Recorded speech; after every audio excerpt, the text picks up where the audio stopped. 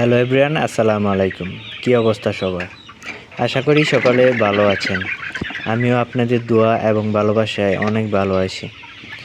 তো আজকে নতুন একটি ভিডিও নিয়ে আপনাদের সামনে চলে এলাম সকাল সকাল। তো স্ক্রিনে আপনারা যে মুরগিগুলো দেখতে পাচ্ছেন এগুলো হচ্ছে সোনালী ক্লাসিক। আজকে 25শে জানুয়ারি 2026, 39 দিন বয়স। তো এগুলো মূলত RM কোম্পানির বাচ্চা। এখানে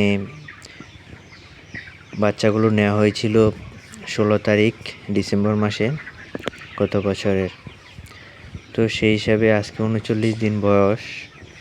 এগুলো আপনার 31 টাকা করে বাকিতে নেওয়া হয় ডিলারের মাধ্যমে।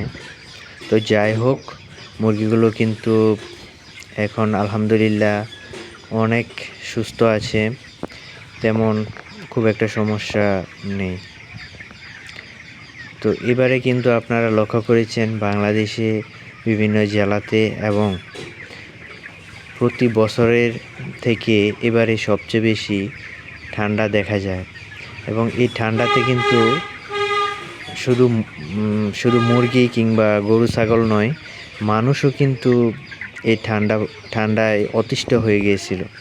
টানা আমাদের দিকে প্রায় 20 থেকে 25 দিন রোদ্রই ওঠে নাই। তো 20-25 দিন তখন মুরগি অনেক ছোট ছিল, আর টিন দিয়ে ওই টিনের ভিতরে আমাদের এলাকায় আঞ্চলিক ভাষায় যেটাকে কুড়া বলা হয়, ধান থেকে যেটি হয়, এটির মাধ্যমে তাপ দিয়ে মুরগিগুলো তখন 10 থেকে 12 দিন বয়স ছিল। তো এইভাবে কষ্ট করে এই মুরগিগুলোকে লালন পালন করা হয়েছিল। আর লাল বাল্বগুলো তো আছেই, 200 ওয়াটের বাল্ব 4টা, তারপর 60 ওয়াট বাল্ব হচ্ছে প্রায় 7 থেকে 8টা। এগুলো দিয়ে মুরগিগুলো তাপ ঠিক রাখার জন্য চেষ্টা করা হয়েছিল আর কি। তো যাই হোক, আলহামদুলিল্লাহ মুরগিগুলো এখন আগের থেকে অনেক বেশি সুস্থ আছে। মাঝখান দিয়ে মুরগির অবস্থা খুবই খারাপ ছিল, ঠান্ডায় প্রচুর সংক্রমণ দেখা দিয়েছিল। তো উপজেলা প্রাণী সম্পদ কর্মকর্তার কাছ থেকে পরামর্শ নিয়ে ওষুধ এখনও খাওয়ানো হইতেছে। প্রায় ওটা উনি যতদিন বলে দিয়েছে তার থেকেও বেশি এখানে আমরা খাওয়াচ্ছি, যাতে মুরগিগুলো সুস্থ থাকে। তো আপনারা কি কোন জায়গা থেকে ভিডিওটি দেখছেন অবশ্যই কমেন্ট করবেন।